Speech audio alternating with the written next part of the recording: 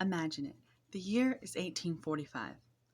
The United States had been without a vice president since John Tyler had been promoted after 31 days of being vice president. So basically, an entire administration. But now we're back, following the inauguration of new president James Polk.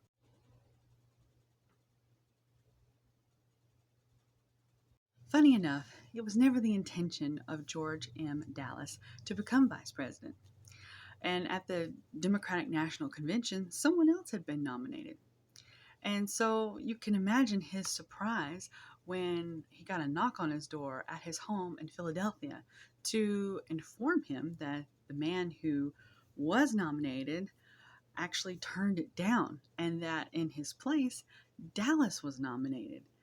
So begrudgingly, he accepted. Dallas decided that if he was going to do this, he was going to have plans for the role of vice president, starting with tariffs. Now, before he got into office, while he was running, he was a big supporter of the protectionist tariff policy, which really came at odds later on once he was elected on the Senate floor when the Walker tariff came up for debate. Despite working behind the scenes to try to push parties one way or the other, he ended up having to cast a tie-breaking vote for this issue, which put him at odds for his state because he had to change his opinion from where he once supported certain types of tariffs.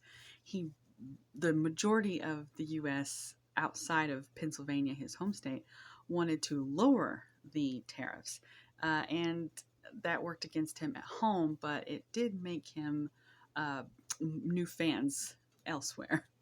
During the process of the back and forth in regards to the tariff, he was a bit exhausted by it all, and he wrote to his wife about the speeches. As vapid as inexhaustible, all sorts of ridiculous efforts are making by letters, newspaper paragraphs, and personal visits to effect the vice's casting vote by persuasion or by threat. In the end, he did vote in favor of the tariff.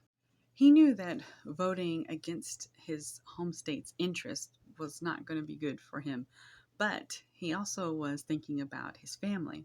And he wrote to his wife, "If there be the slightest indication of a disposition to riot in the city of Philadelphia owing to the passage of the tariff bill, pack up and bring the whole brood to Washington."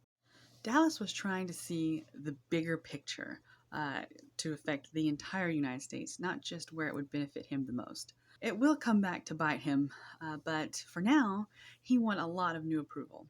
By the end of his tenure, Dallas cast either 19 or 30 tie-breaking Senate votes, depending on who you ask. And with all of his work to support the president in all of his decisions and his push to annex the Oregon Territory and all of Mexico during the Mexican-American War, he believed he was positioning himself to be the next presidential candidate since Polk wasn't running for a second term. Unfortunately for Dallas, he had a few factors going against him. For one, his home state no longer backed him following the tariff debacle.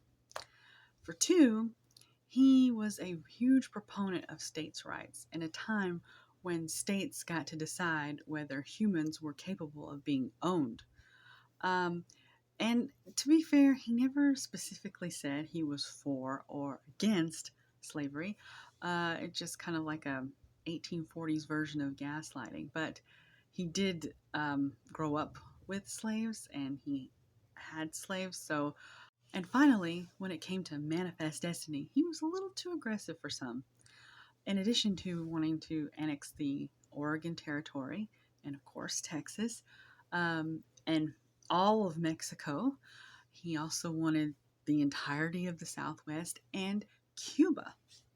Needless to say, there is no President Dallas, but that didn't keep a plethora of places from being named after him. There are cities and counties in Iowa, Georgia, North Carolina, Oregon, Pennsylvania, and of course, Texas.